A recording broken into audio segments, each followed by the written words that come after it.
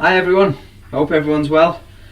Been quite a long time, hasn't it, since I've done the last vid, but been doing a few bits and pieces, so good to speak to you all. Had quite a few new subscribers, which is cool, so I think I'm up to about 7 or 8 now, which is great, so thanks very much for that. In return, I will subscribe to you guys, and if I haven't, then I'll check on that and I will. But yeah, thanks very much. Enjoying the old YouTube experience. So this video is just a quick update on my latest acquisition. Yes, I have bought another snare drum.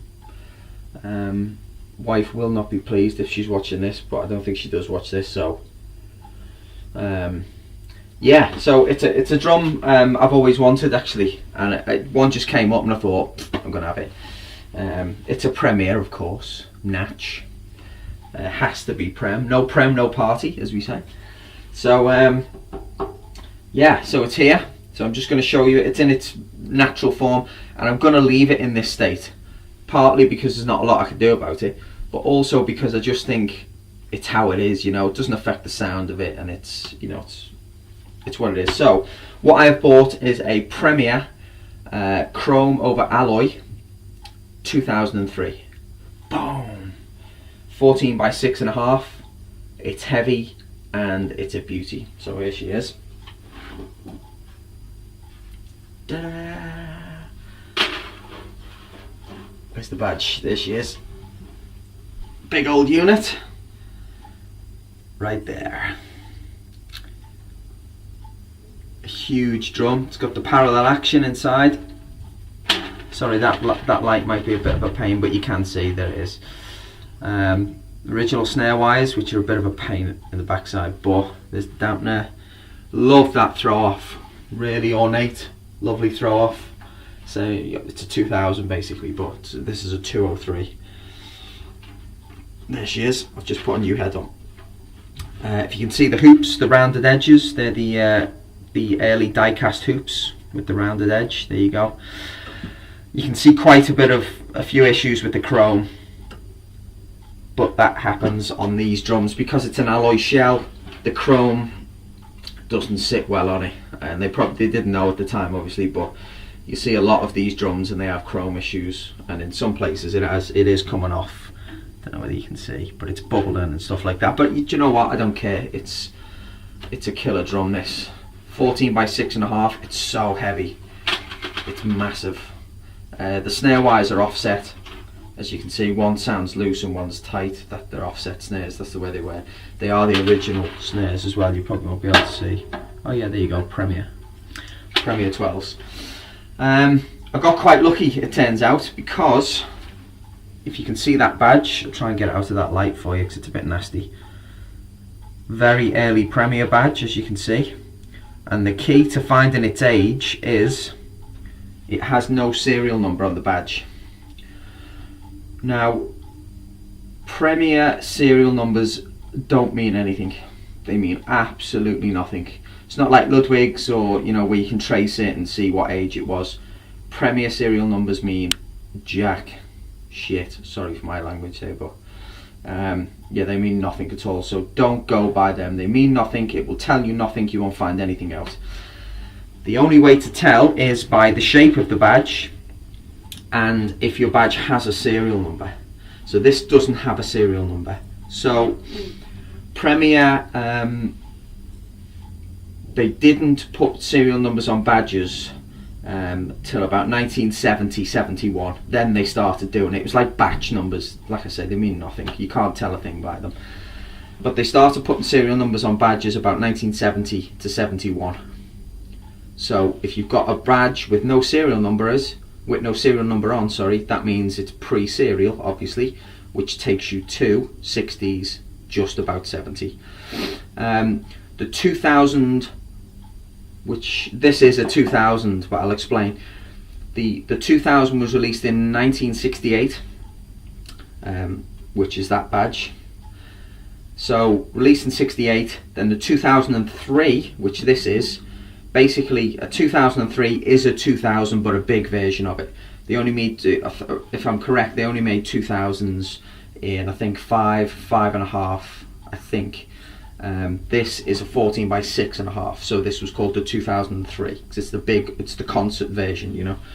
So it's a 2003 chrome over alloy.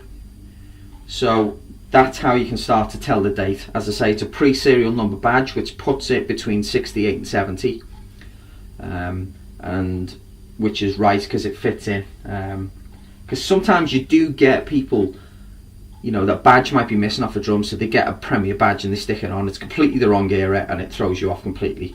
But you can tell, you know, with the age of the drum, when it was released. If you can find these things out, it all checks out. So I've been quite lucky with it, really, because the guy that was buying it off said it was about an 80s drum. He obviously didn't quite know.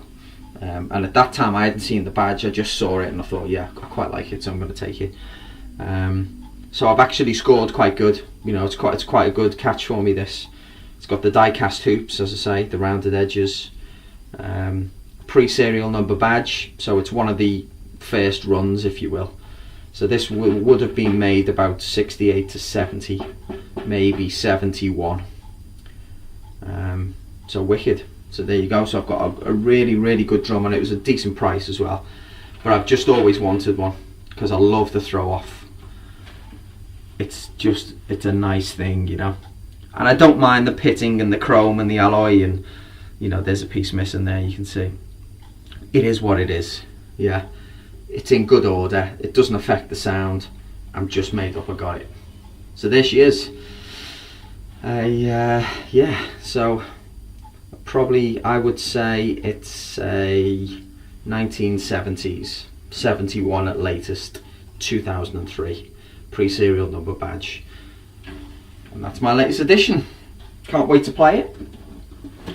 I will play all these, by the way. As you can tell, I'm in my kitchen where I do most of my videos, but I do have a studio with all my kits and my snares in, and I'm there probably next week because I'm just starting to do some stuff again with my band and that. So when I get down there, I'll take my camera and we'll play some of the snares so you can hear them, see what you think of them. But the 2003 the 2000 is a beautiful drum. There's a couple of things on YouTube with people playing them, you know, just so you can hear the sound. They sound so good. A lot of people prefer them to the Ludwigs. I think it was the 404 possibly. If I'm wrong, I'm not a Ludwig expert, so let me know. But a lot of people say it rivals that, and I've done sound comparisons, and honestly, these 2003s or the 2000s are probably on par with them. People may disagree, but it's a pretty common thing if you look on the internet. People doing comparisons and all that type of stuff. They are an exquisite sounding drum, really, really good. The throw-off system, the flow beam system is great. It's a real novel system. And interestingly, back in the war, Premier started using this system, were making gun sights for gunships and for Spitfires and all this type of stuff. Amazing story, because such was the accuracy of the mechanism that they adapted it when they couldn't make drums because there was lots of you know, all production of things that weren't necessary was stopped. So the UK government at the time asked Premier to modify the flow beam system, and it just, I don't quite know the full story, but they eventually used that system on gun sights because it was so accurate, flipping the gun sight on and off, something like that. You'll find that on the internet, but it's a wicked thing there. So that was that system, the flow beam system, as you can see there. It's a little bit of history, but try out a 2000. Try out a 2000. If you can get a 2003, which you see a lot of 2000s, and they're quite expensive, to be honest. You don't see a lot of 2003s. Chrome over alloy, die-cast hoops, great sound. I can't wait to play it actually, and I'll film it so you can hear it. You can kill it dead with the internal dampener system, or you can let it ring. Because it's such a big shell, you can crank it up and you still get loads of depth out of it. And those die-cast hoops are solid, so they take a crack, you know. You can rim shot all day on them. Beautiful sounding drum.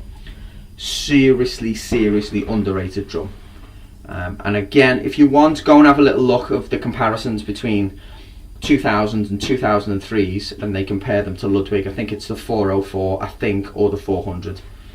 A lot of people can't tell the difference between them on like a blind test, because the 2000 and the 03 was Premier's top end drum at the time. It was the creme de la creme. So I'm really pleased I've got this. Like I say, I've wanted one for a long time, and it come up and I thought I'm going to grab it. Oh, just another little one. The owner had replaced, that should have slotted tension rods, but it's got square ones, as you can see. So I'm going to replace them for slotted, just to keep it original. But I'm really made up with that. Again, the badge, as soon as I saw the badge, I knew it was it was the right one, you know, it was a good era, it was an early one. So yeah, so I'm made up with that, so I can't wait to play it for you, see what you think. And that's it for this one.